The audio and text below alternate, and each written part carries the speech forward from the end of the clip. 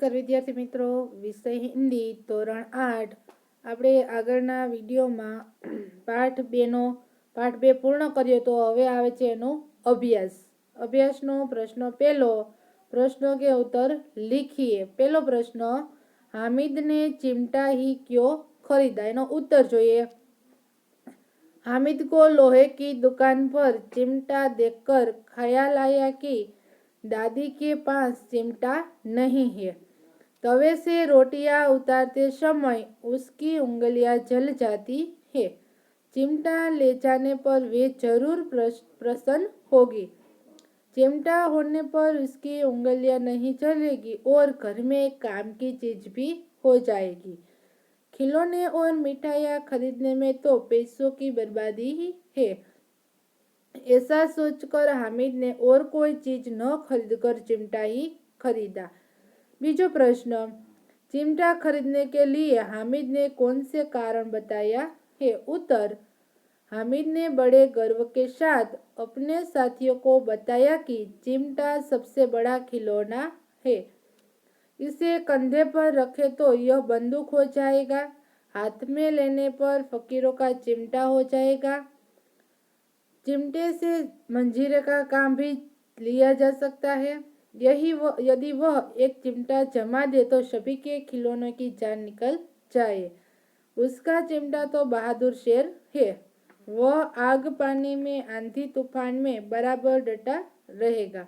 इस प्रकार हामिद ने चिमटा खरीदने के पीछे कई कारण बताए और उसकी सर्वोपरिता सिद्ध की। ત્યાર પછીનો પ્રશ્ન ત્રીજો આવે છે, બુઢી અમ્મા का क्रोध स्नेह में क्यों बदल गए? એનો उत्तर જોઈએ આપણે। हामिद के चिमटा लाने पर अम्मा को दुख हुआ। उसे हामिद की नासमझी पर क्रोध भी आया। हामिद ने दादी से कहा कि रोटियां पकाते समय तुम्हारी उंगलियां जल जाती थी, इसलिए मैं चिमटा लाया हूँ। यह सुनकर बूढ़ी अम्मा का क्रोध स्नेह में बदल गया। हामिद के त्याग, सद्भाव और विवेक पर वह न्योछावर हो गई। ત્યાર પછીનો પ્રશ્ન ચોથો આપેલો છે, अब आप चिमटे के प्रयोग की तरह રૂમાલ के विविध प्रयोग बताए। એટલે કે ચીપીઓ જે રીતે ઉપયોગમાં આવે છે એ રીતે રૂમાલ કઈ રીતે ઉપયોગમાં આવે છે એના વિવિધ પ્રયોગ લખવાના છે, તમારે જાતે લખવાનો છે। ત્યાર પછીનો પ્રશ્ન બીજો આવે છે, इस कहानी का शीर्षक ईदगाह ही क्यों रखा गया? आप इसके अलावा कौन सा शीर्षक देना चाहेंगे, क्यों? એનો उत्तर જોઈએ।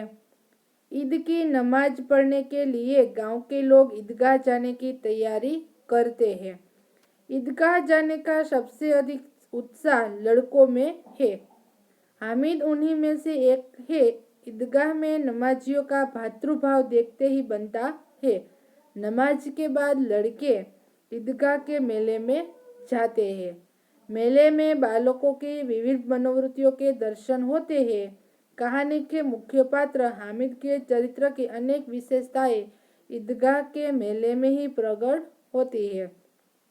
इस प्रकार कहानी की मुख्य प्रवृत्तियों का केंद्र ईदगाह होने पर इस कहानी का शीर्षक ईदगाह रखा गया है।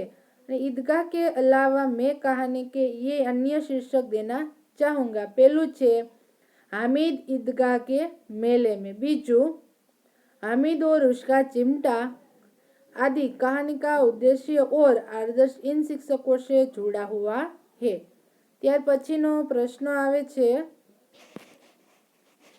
પ્રશ્ન ત્રીજો આપેલો છે તમને કે निम्नलिखित परिच्छेद को पढ़कर नीचे दिए गए प्रश्नों के उत्तर दीजिए। તમને એક પરિચ્છેદ આપેલો છે એના ઉપરથી એના પ્રશ્નોના જવાબ લખવાના છીએ।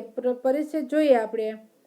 हमारे इतिहास और पुराणों में परोपकार के अनेक उदाहरण मिलते हैं। दधची ने मानव कल्याण तथा असुरों के संहार के लिए अपना शरीर त्याग दिया। राजा शिवी ने पंडुर के प्राण की रक्षा के लिए अंगदान किए। महर्षि दयानंद ने विष मिलाकर प्राण लेने वाले अपने रसोइये जगन्नाथ के प्राणों की रक्षा धन देकर की।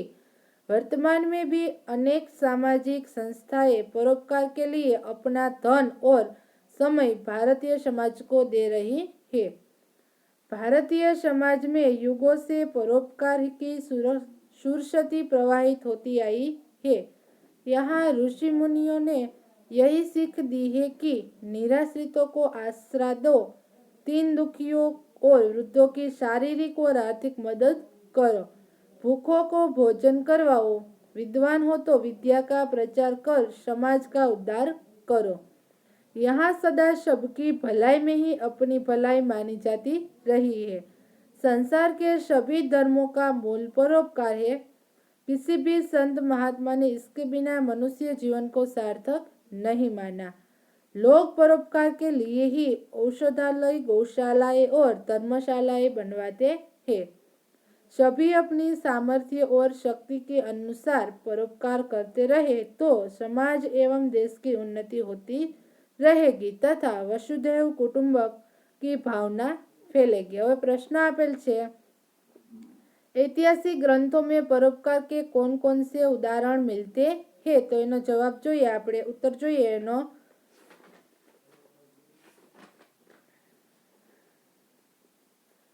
दधीचि ने मानव कल्याण तथा असुरों के संहार के लिए अपना शरीर त्याग दिया। राजा शिवी ने पन्नूर के प्राण की रक्षा के लिए अंगदान किए। महर्षि दयानंद ने विष मिलाकर प्राण लेने वाले अपने रसोए जगन्नाथ के प्राणों की रक्षा धन देकर की। ત્યાર પછીનો પ્રશ્ન બીજો આવે છે, ऋषि मुनियों ने हमें क्या सीख दी? एनो उत्तर જોઈએ આપણે।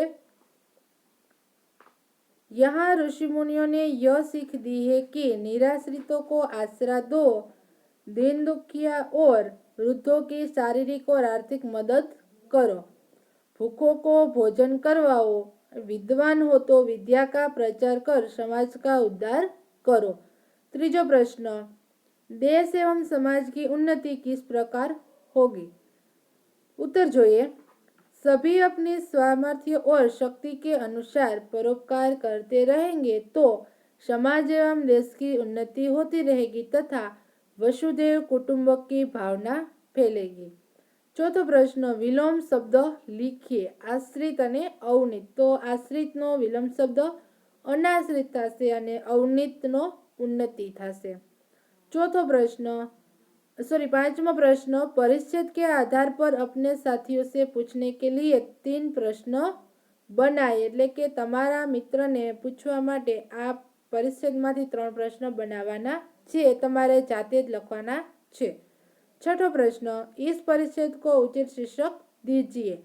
उत्तर, परोपकार की महिमा। शीर्षक आवशे परोपकार की महिमा। ત્યાર પછીનો પ્રશ્ન ચોથો છે, तुम भी हामिद की तरह किसी न किसी मेले में गए होंगे, वहां तुमने क्या क्या खरीदा और क्यों? यदि तुम्हें मेले में से अपनी